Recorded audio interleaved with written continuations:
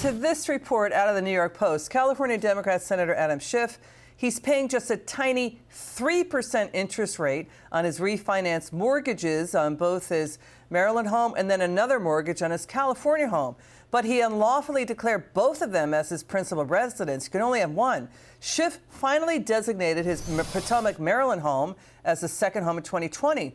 That's after he's lived there. He's been there for 22 years. He got the exact rock bottom 3% mortgage rate as he did refinancing his California home. Okay, so that 3% rate, it's much lower than the 5.6 rate for secondary homes. Now, the Justice Department is criminally investigating Adam Schiff for mortgage fraud for declaring both these homes as his principal residence. Again, you can only have one. Joining us now, Project 21 Chair Horace Cooper.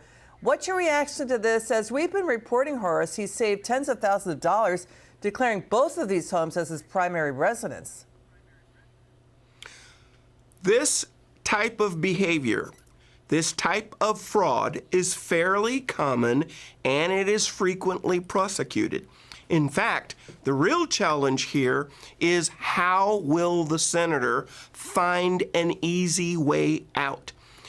18 U.S. 1001 says that you can't lie in writing or in your application, and 1014 says that you can't lie on your application.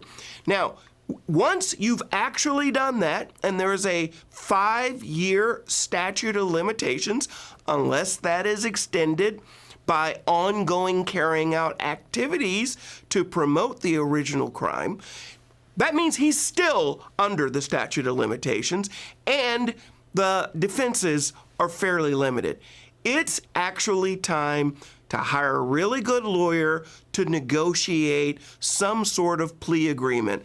It's going to be very hard to get out of this. I mean, he's lowered his mortgage costs, lowered his home insurance costs, his property taxes. I mean, a grand jury in Maryland, federal grand jury, is currently weighing a criminal indictment. So he's accused of wire fraud, mail fraud, bank fraud, making false statements to financial institutions. I mean, these charges carry a lot of years in prison. We're not saying that's going to happen. But the thing is, I mean, these secondary residents are usually subject to much higher rates, but he declared them as his principal residence in Maryland when he's out of California as a Democrat.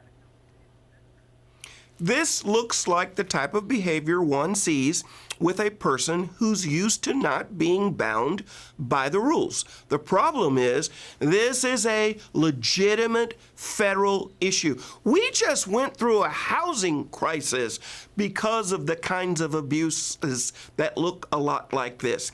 Him thinking he can get away with a lower interest rate creates a real legal jeopardy problem for him. As I repeat, he really needs to hire a top attorney. This is not going to be resolved with bluster. This is not about the president's coming after me. When you get this charge, you're either going to get a plea deal or you're going to go to trial. And by the way, this is not in the District of Columbia. There's a very, very high likelihood that the multiple charges he will face if they go to trial, he will actually get a conviction. Interesting. Horace Cooper, we'll stay on the story. Thanks for your insights there. It's good to see you.